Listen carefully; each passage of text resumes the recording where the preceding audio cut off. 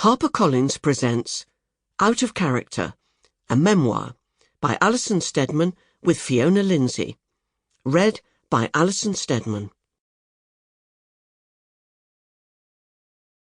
To my parents, Marjorie and George Steadman. Prologue. This is the real me. No, absolutely not. No, I can't wear this.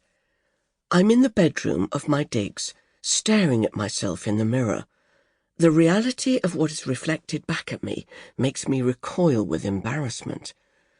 Earlier that day, the stage manager had stopped me as I was leaving rehearsals and said, "Here you go, take this home with you and see what you think."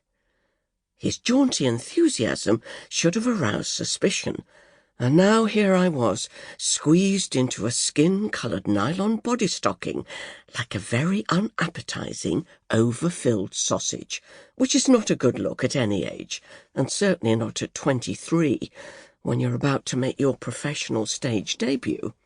I looked awful. This was a big first moment, and under no circumstances was I going to be impersonating a fry-up favourite. Without giving it a second thought or glance, I peeled off the offending sausage skin and chucked it to one side. When I returned to rehearsals the next day, I told Richard Werrett, the director, "I'll just do it naked." Richard was my tutor at drama school, and he had asked me if I played the schoolgirl Sandy Stranger in his production of The Prime of Miss Jean Brodie at Lincoln's Theatre Royal. The show would be taking place during our Easter holidays, and I thought it would be a brilliant opportunity to keep on learning before heading into my final term of training, so I said yes.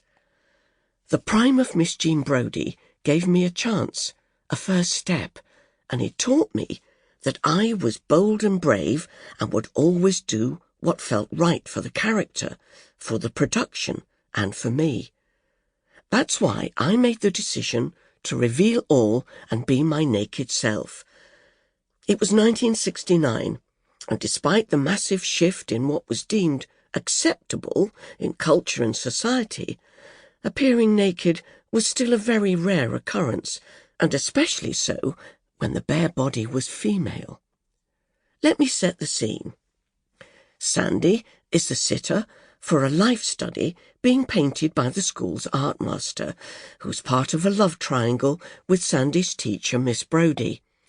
Thankfully, due to the positioning of the chaise longue that I was seated on, the audience couldn't see too much, thank goodness, and the fact that I was lying on my side helped too. The back of the chaise was facing the audience, which meant that my naked 23-year-old self was facing the actor playing the art master. During the run, my original bravura came and went, and I often felt more nervous and exposed than I may have appeared on the surface.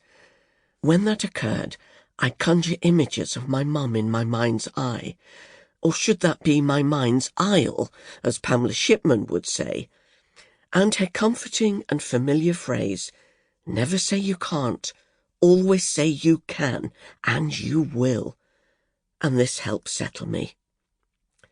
To ease any awkwardness during the scene, I tended to look upwards slightly, rather than directly ahead. On the press night, I glanced up and got the shock of my life when I noticed a man staring down at me from a position high up on the lighting rig.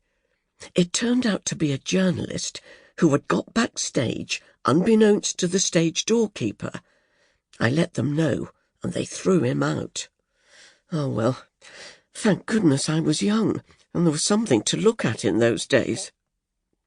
For the duration of the run, I was Alison by day and Sandy by night, quietly honing my Scottish accent by recalling the impressions that I used to do of our lovely Scottish neighbour, Mrs. Gray.